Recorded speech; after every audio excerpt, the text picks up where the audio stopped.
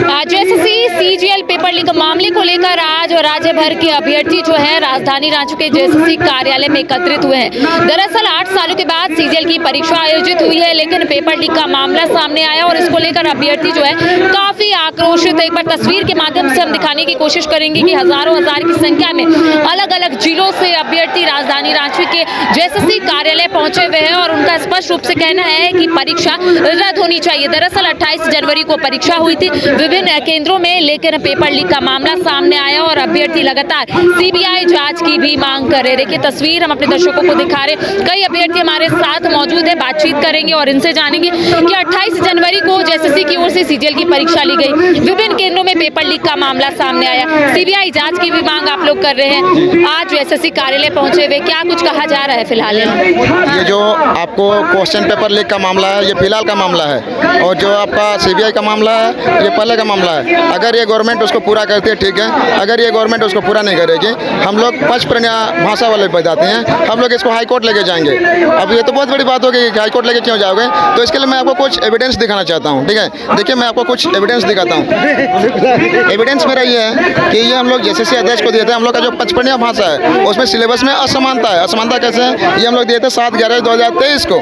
इसके बाद हम लोगों ने दिया था डॉक्टर रामदयाल मुंडा जनजातीय कल्याण संस्थान में, यहाँ दिया था 8/11/2023 को, दिया था कि पचपनिया बंगाली क्षेत्र में असमानता के कारण। असमानता क्या है, ये मुझे 2 मिनट का टाइम दीजिएगा, मैं आपको बताता हूँ। फिर हम लोग दिए थे कार्मिक प्रशासनिक सुधार विभाग में 8/11/2023 को, रिसीविंग हम लोगों के पास। फिर हम लोग दिए थे सिल्ली के विधानसभा विधायक सुदेश कुमार महतो को।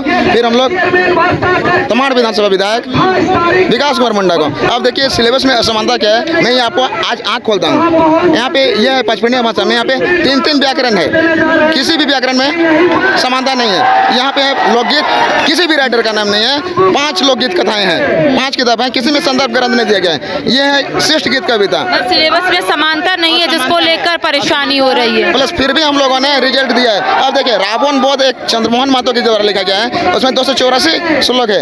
एक जीवन पथ एक फूल है, उसमें 49 गीत कविता है। एक जीवन पथ एक फूल है, उसमें 16 गीत कविता है।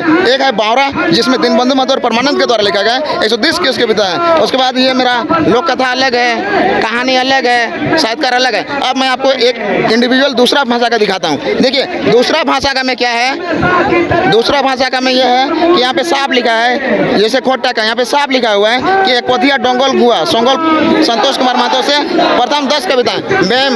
मैं आपके चैनल के माध्यम से सभी को बताना चाहता हूँ कि कोई सिर्फ 10 गीत कविता पढ़ेगा और हम पढ़ेंगे 350 प्लस गीत कविता, और आप क्या करोगे, नॉर्मलाइजेशन करोगे, तो इसमें हमारा पचपनिया क्षेत्र का बच्चा कहाँ जाएगा, वो तो पीछे छूट गया। आपका नीति सही नहीं है, सिलेबस सही नहीं है, फिर ऊपर से आप धांधली करोगे। फिर भी हम लोगों ने मारा है पचपनिया में। मैं खुद, मेरे पास कार्बन कॉपी है, मैं पचपनिया में 94 क्वेश्चन मारा हूँ, जिसमें मेरा 93 क्वेश्चन सही है। पेपर 3 में 125 क्वेश्चन मारा हूँ, 120 क्वेश्चन सही है, लेकिन फिर भी मुझे डर है कि मेरा नहीं होगा। क्यों नहीं होगा, क्योंकि मेरे पास 20 से 21 लाख रुपए नहीं है ना, गरीब घर से ताल्लुक रखता हूँ। तो मैं पूरा पचपनिया के क्षेत्र के मैं तोरे के जोतना पचपनिया छुआ के आह्वान करता कि तोरे तैयार रहा पचपनिया क्षेत्र छुआ हाईकोर्ट जाकर सोनी कुमारी केस याद हुए, वो 11 जिला में केस कर रहा है, अटकी रहा है, एक फिर हमारे 5-10 साल अटकाबे, ताकि गवर्नमेंट नहीं चाहेला कि नौकरी दे।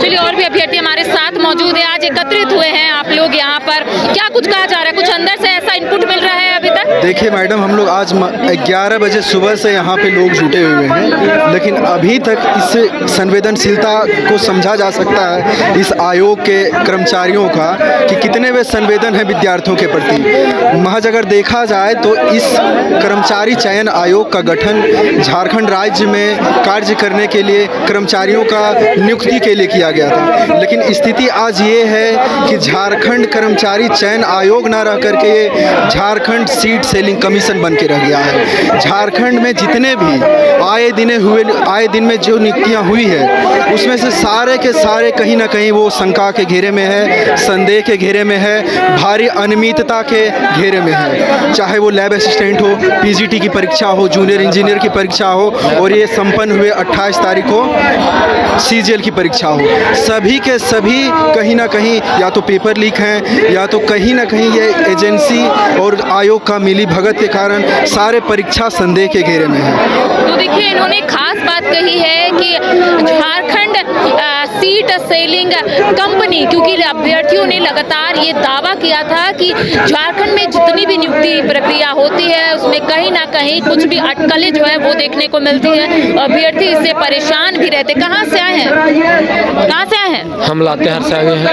इतनी परेशानी, पेपर लीक का मामला एक बार फिर से सामने आ गया। परेशानी तो बहुत बड़ा है मैम। हम बोलना चाहेंगे कि मेरा जो है नगर पालिका एग्जाम लिखे, वहाँ भी सील खुला हुआ मिला। अभी CGL 28 तारीख के लिखे, वहाँ भी मेरा सील खुला हुआ मिला। हर बार जो है यानी मेरा ही कहा जाए तो इसमें एग्जाम भी होना चाहिए। सबसे बड़ा चीज़ जो है, हम लोग जो है नगर पालिका जब रद्द हुआ तो नगर पालिका में जब पेपर लीक हुआ तो वहाँ स्पष्ट निष्पक्ष मिला, लेकिन जो है वो 5 सेंटर ही रद्द करता है। अच्छा, अभी जो है सोशल मीडिया का ज़माना है, एक जब लीक होता है तो पूरे झारखंड में फैल जाता है, पूरे विश्व में फैल जाता है, पूरे भारत में फैल जाता है। लेकिन जो है वह 5 सेंटर ही क्यों रद्द किया? हम इसमें कहना चाहेंगे कि अगर वह जो है जानता है सोशल मीडिया का, अगर वे पढ़े लिखे अधिकारी होते, वे तो खुद जो है नीरज सिन्हा UPSC फाइटर है। UPSC फाइटर होने के बावजूद भी बार बार गलती क्यों करते हैं? वे जानते हैं कि स्टूडेंट जो है किस हित में काम करता है, किस हित से होकर आता है। एक जो है गरीब परिवार से फैमिली उठकर आता है, लेकिन यह जो है समझने वाला नहीं है। इसलिए हम तो एक ही चीज़ बोलेंगे कि जो है नगर पालिका हो, PGT हो या फिर नगर निगम में कोई भी एग्जाम हो, अभी तक जितना हुआ है सभी एग्जाम जो है निष्पक्ष रद्द किया जाए और नए सिरे से एग्जाम लिया जाए। ये जो है ऐसा क्यों नियम बनाएगा? मात्र सिर्फ हम PT लेंगे, मेंस क्यों नहीं हुआ? आज से पहले जो है जब दूसरा सरकार थी उसमें मेंस भी होता था, सिर्फ PT ही कर दिया।